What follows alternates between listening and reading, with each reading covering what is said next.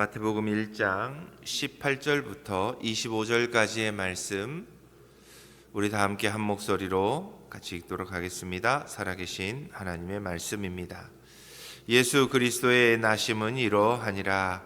그의 어머니 마리아가 요셉과 약혼하고 동거하기 전에 성령으로 잉태된 것이 나타났더니 그의 남편 요셉은 의로운 사람이라. 그를 드러내지 아니하고 가만히 끊고자 하여 이 일을 생각할 때에 주의 사자가 현몽하여 이르되, 다윗의 자손 요셉아, 내 아내 마리아 데려오기를 무서워하지 말라. 그에게 잉태된 자는 성령으로 된 것이라. 아들을 낳으리니 이름을 예수라 하라. 이는 그가 자기 백성을 그들의 죄에서 구원할 자이심이라 하니라. 이 모든 일이 된 것은 주께서 선지자로 하신 말씀을 이루려 하심이니, 이르시되 보라, 처녀가 잉태하여 아들을 낳을 것이요 그의 이름을 임마누엘이라 하리라 하셨으니, 이를 번역한즉 하나님이 우리와 함께 계시다 함이라. 요셉이 잠에서 깨어 일어나 주의 사자의 분부대로 행하여 그의 아내를 데려왔으나 아들을 낳기까지 동침하지 아니하더니 나음의 이름을 예수라 하니라. 아멘. 혹시 컴퓨터나 스마트폰이나 가전제품이 완전히 고장나서 수리를 맡겨보신 적이 있습니까? 겉보기에는 멀쩡해 보여도 정작 안에 핵심 부품이 망가지게 되면 기술자는 우리에게 이렇게 말합니다. 이건 고쳐서 쓸 수 있는 물건이 아닙니다. 새로 사시는 게 낫겠습니다. 그럴 때 우리는 깨닫게 됩니다. 때때로 우리의 삶에도 겉만 해결한다고 해서, 손을 본다고 해서 해결되지 않는 문제가 참 많다는 것을요. 때로는 부분 수리가 아니라 처음부터 새로 시작해야 할 때가 우리의 삶의 자리에는 언제나 있습니다. 우리의 인생도 이런 착각 속에 살 때가 있습니다. 조금만 내가 더 노력하면 괜찮아질 거야. 이 부분만 고치면 우리는 정말 새로운 인생을 살 수 있을 거야. 그런데 애쓰고 수고하다가 결국 우리는 마지막엔 이렇게 고백하게 됩니다. 내가 이것을 고친다고 해서 내 존재 자체가 바뀌진 않는구나.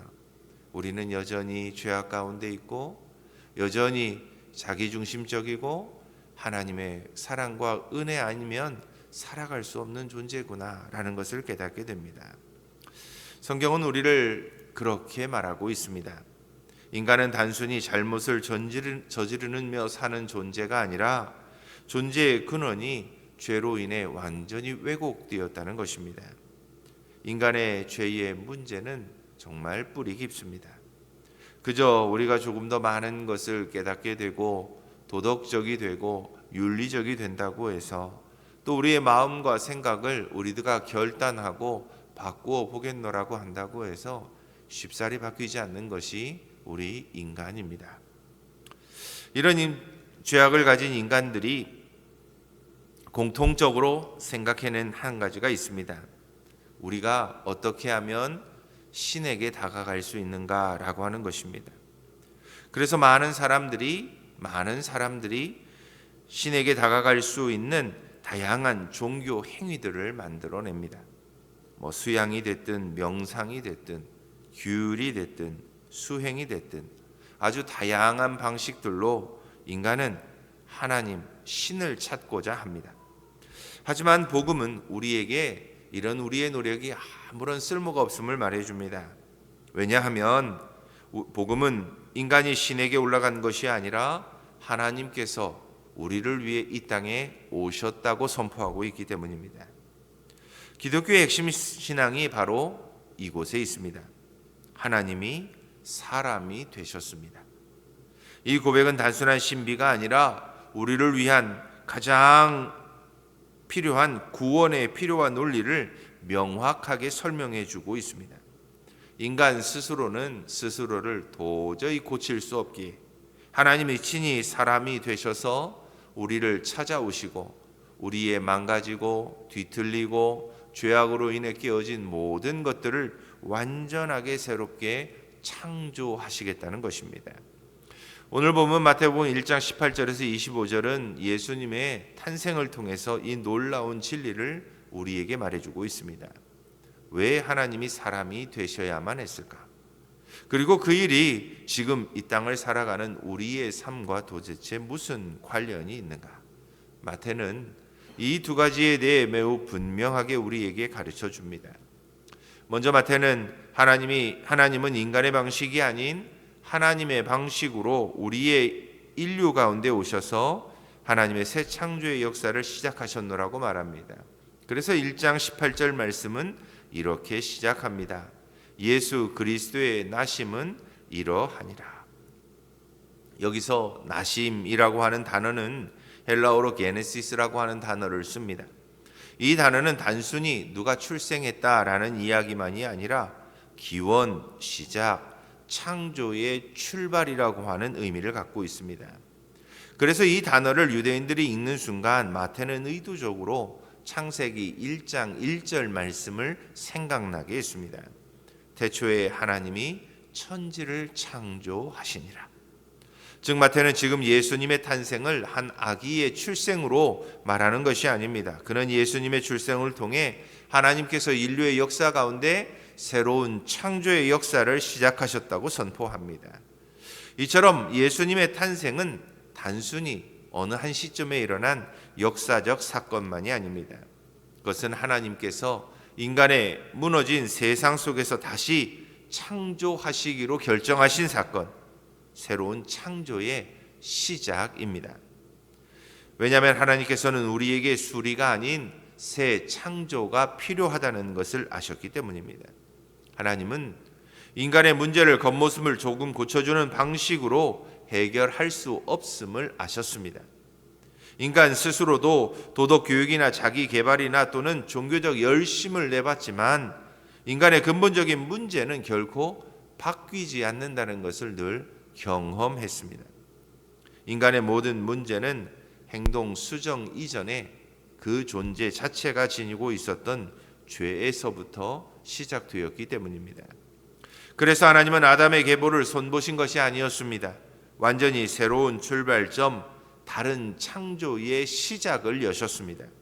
그게 바로 예수 그리스도의 나심입니다. 그래서 예수님께서 이 땅에 오시는 것은 수리된 인간의 시작이 아니라 새로 창조된 인간의 시작이라고 말할 수 있습니다.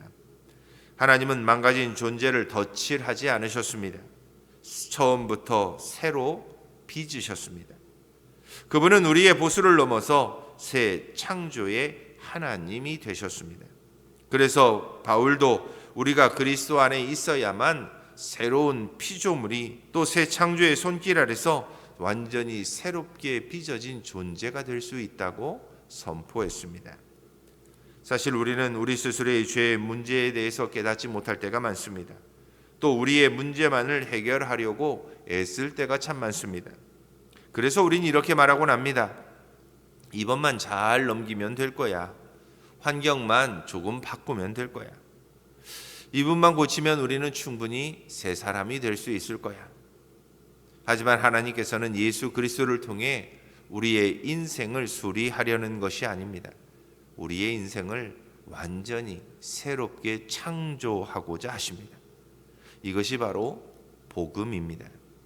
우리의 실패와 한계 위에 조금 더 나은 사람을 만드는 것이 아니라 하나님께서 예수 안에서 우리로 전적으로 새롭게 된 삶을 살아갈 수 있는 새 창조물이 되게 하셨습니다.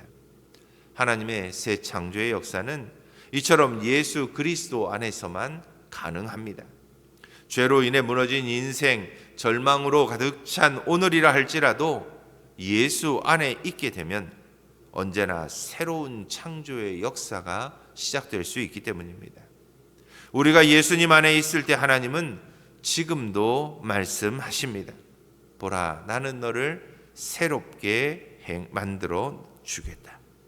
이것이 바로 예수 그리스도의 탄생이 우리의 삶에 주는 첫 번째 메시지입니다. 예수 안에서 이런 새로운 창조의 역사를 경험하실 수 있기를 바랍니다. 예수 안에서 우리의 새로운 인생을 만들어 가시는 하나님의 능력의 손길을 늘 경험하실 수 있기를 바랍니다. 나 스스로는 바꿀 수 없었던, 또 나 스스로는 도저히 행할 수 없었던 죄된 인간의 나 자신의 모습을 내려놓게 하는 것, 이것이 예수 안에서 하나님이 행하시는 재창조의 역사입니다. 이 새로운 창조를 경험함으로 하나님과 늘 동행할 수 있는 저와 여러분들이 다 될 수 있기를 바랍니다. 두 번째로, 하나님께서는 새 창조를 통해 주시고자 하신 구원은 아래에서부터가 아니라 하늘에서부터 왔습니다. 하나님께서 새로운 창조를 시작하실 때 그 출발점은 너무나도 명확했습니다. 아래가 아닌 하늘로부터입니다. 새로운 생명은 인간의 계획과 노력에서 비롯될 수 없습니다.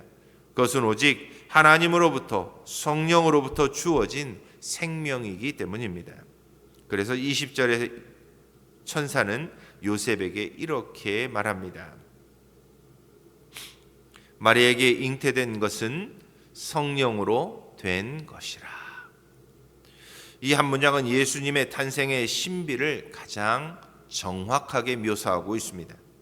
즉, 예수님은 인간의 의지나 생물학적인 과정을 통해서 태어나신 분이 아닙니다. 온전히 성령으로 말미암아 태어나신 분이십니다. 이 말은 곧 우리에게 이렇게 선언하고 있습니다. 구원은 위로부터 온 하나님의 전적인 주도권 아래서 시작되었습니다. 이것이 기독교 구원론의 근본 방향입니다. 우리가 하나님께 올라간 것이 아닙니다. 하나님께서 우리에게 내려오셨습니다. 요셉의 의로움도 구원의 출발점이 될 수 없었습니다. 마태는 요셉을 간단하지만 강하게 묘사합니다. 요셉은 의로운 사람이라. 그는 율법을 성실히 지켰습니다. 마리아가 임신을 했다는 소식을 듣고도 사랑으로 덮고 보호하려고 했습니다. 율법을 따르면서도 사람을 살리려는 마음을 가진 참 의로운 사람이었습니다. 하지만 복음의 놀라운 반전은 여기에 있습니다. 그렇게 선하고 의로운 요셉에게서도 구원은 시작되지 않았습니다. 그의 의로움은 아름다웠고 하나님께 인정받을 만했지만 그 의로움이 구원을 만드는 힘은 아니었습니다. 하나님은 요셉의 순결한 결단 위에 구원을 세우신 것이 아니었습니다. 전적으로 자신의 능력과 은혜로 온 인류를 향한 구원의 역사를 시작하셨습니다. 그래서 요셉의 의로움은 그저 조건이 아니라 위로부터 오는 일을 받아들이는 열린 마음으로 사용되었습니다. 이처럼 하나님의 구원은 인간의 행위가 아닌 하나님의 전적인 자비의 역사 위에 세워지게 됩니다. 성경 전체는 이 진리를 반복적으로 우리에게 말해주고 있습니다. 아브라함이 하나님의 부르심을 받은 것도 그의 믿음 이전에 하나님의 선택이었습니다. 모세가 홍해를 건널 수 있었던 것도 그의 용기 이전에 하나님의 능력이었습니다. 우리가 구원을 받은 것도 우리의 결단 혹은 우리의 의로움 이전에 하나님의 은혜 덕분이었습니다. 결국 하나님이 우리에게 베푸시는 구원은 우리의 어떤 노력이나 수고의 대가가 아닙니다. 하나님께서 우리에게 손을 내밀어 주시고 하나님께서 우리를 찾아와 주시고 우리에게 자비와 은혜를 베풀어 주심으로 우리는 구원을 받게 되었습니다. 그래서 우리가 가져야 할 신앙의 핵심은 내가 무엇을 하느냐가 아닙니다. 하나님이 이미 나를 위해 행하신 일에 있어야 합니다. 많은 사람들이 예수를 믿고 나서 하는 질문이 있습니다. 내가 하나님을 위해 무엇을 해야 합니까? 물론 그 질문이 나쁘지 않습니다. 하지만 복음의 관점에서 우리에게는 더 근본적인 질문이 늘 우리의 마음과 생각 가운데 있어야 합니다. 하나님께서 나를 위해 이미 행하신 이 일을 위해 내가 어떻게 순종할 것인가입니다. 신앙의 주어는 내가 아닙니다. 하나님입니다. 내 믿음, 내 헌신, 내 도덕이 중심이 되면 우리의 신앙은 금세 지치고 맙니다. 그러나 신앙의 중심에 하나님이 계시면, 하나님이 행하신 일이 있으면 우리의 믿음은 그분 안에서 끊임없이 새로워지게 됩니다. 오늘 본문에도 요셉은 자신에게 벌어진 상황을 결코 통제하려고 하지 않습니다. 그는 내가 해야 할 일을 계산하는 대신 하나님이 하신 말씀을 믿고 순종합니다. 이것이 바로 위로부터 오는 은혜에 대한 바른 응답의 자세입니다. 복음 안에서 인간은 행동의 출발자가 아니라 은혜에 반응하는 존재이기 때문입니다. 위로부터 시작된 생명은 끊어지지 않습니다. 예수님의 잉태가 성령으로 시작되었듯 우리의 구원과 새 생명도 오직 성령으로부터 시작될 때에만 온전해집니다.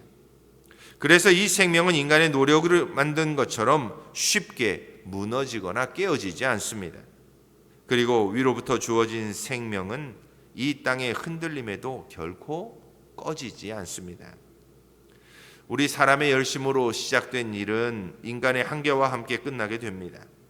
그러나 하나님으로부터 시작된 일은 그 은혜는 끝없는 생명력을 지니고 있습니다. 그리스도 안에서 태어난 믿음은 환경에 무너지지 않습니다. 하나님이 친히 붙드시는 생명이기 때문입니다.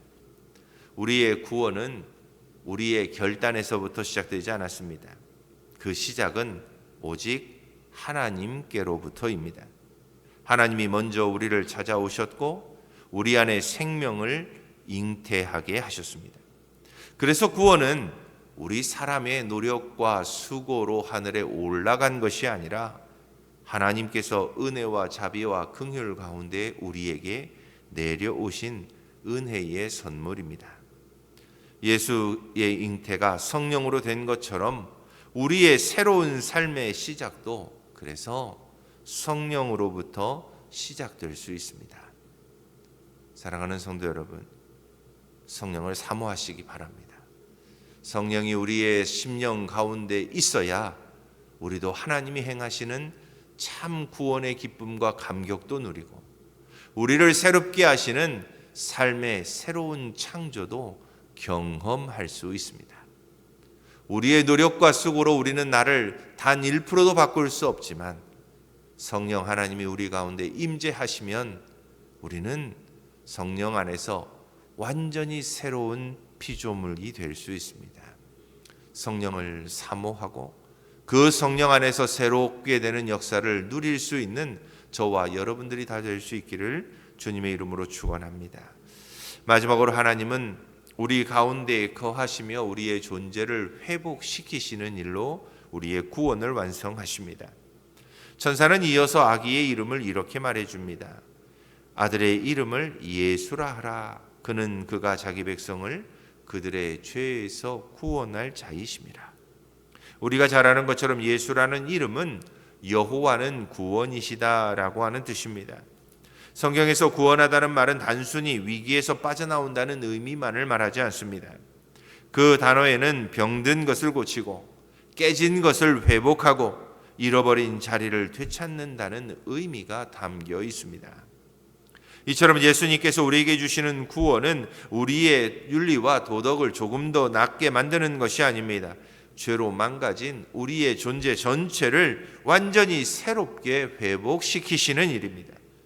그래서 예수님은 인간의 뿌리로부터 새롭게 만드시는 창조의 주님이십니다. 그런데 이 모든 역사를 하나님께서는 저 멀리 하늘에서만 행하시지 않으셨습니다. 그래서 마태는 이 모든 일을 단 한마디로 이렇게 요약합니다. 그 이름을 임마누엘이라 하리라. 이는 번역한즉 우리와 하나님이 우리와 함께 계시다 함이라. 하나님께서는 죄와 고통, 실패로 가득 찬 우리의 현실 속으로 직접 들어오셨습니다. 우리의 눈물이 있는 자리, 절망의 골짜기 그 한가운데로 찾아오셨습니다. 우리와 함께 거하시며 하나님의 새 창조의 역사를 행하시기 위해서입니다. 사랑하는 새길교회 성도 여러분, 오늘 본문은 우리에게 분명하게 이렇게 말해주고 있습니다. 하나님은 새 창조를 시작하시기 위해 오셨고, 하나님은 죄의 문제를 해결하기 위해 오셨고, 하나님은 우리와 함께 하시기 위해 오셨습니다. 그래서 우리는 이 두 이름을 우리의 힘껏 붙잡아야만 합니다.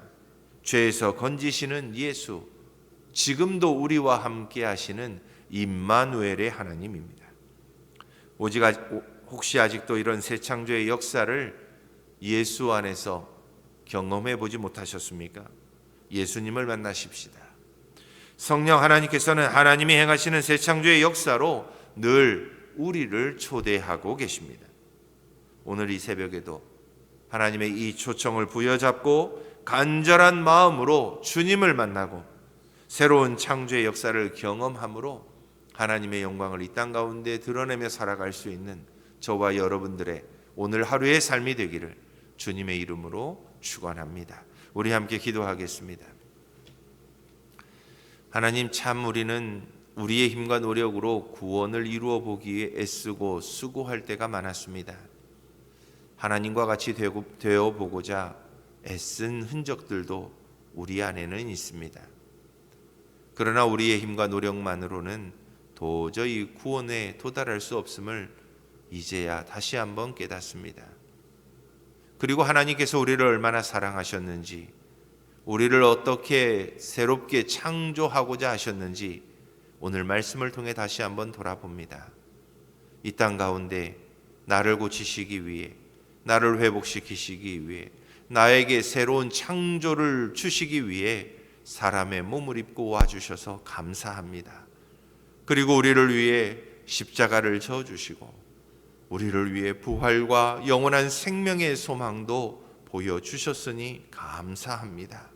하나님, 주님이 나를 부르셔서 새로운 창조의 역사에 참여하게 하시는 것처럼 오늘 하루 성령 안에서 하나님의 뜻을 바라고 은혜를 바라고 하나님이 허락하시는 새로운 창조를 경험하며 살아가는 우리들 모두가 되게 하옵소서. 그래서 우리의 발걸음이 닿는 곳엔 하나님의 은혜가 있게 하시고 우리의 눈길이 닿는 곳엔 하나님의 구원의 은혜가 있게 하여 주시고 우리의 손길이 닿는 곳마다 하나님이 회복해 하시는 놀라운 역사가 일어나게 하옵소서. 오늘 하루도 하나님과 함께 새로운 창조를 경험하며 살아가는 복된 하루가 되도록 하나님 우리를 붙잡아 주옵소서. 살아계신 예수님의 이름으로 기도합니다. 아멘.